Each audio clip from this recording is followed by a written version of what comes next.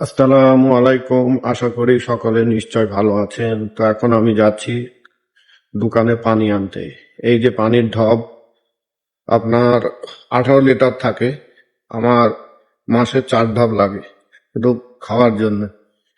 আর এটার দাম হচ্ছে আপনার 9 রিয়াল, তখন ইন্ডিয়ান টাকা হচ্ছে 216-17 টাকা, আর বাংলাদেশের হবে 250 টাকা।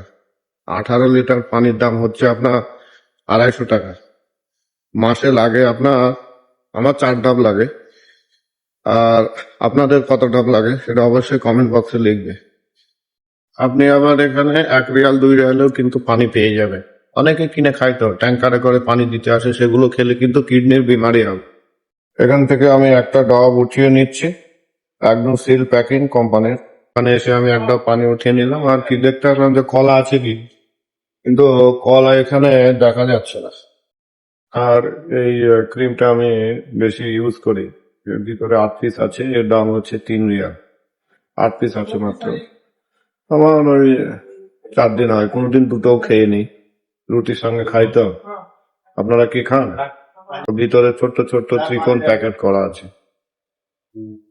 এখন আমি উঠিয়েছি এক ঢপ পানি, ছোট্ট কন্টেনার দুধ, আর আপনার বাটার আছে ছোট্ট। তো দাম হচ্ছে 15 রিয়াল।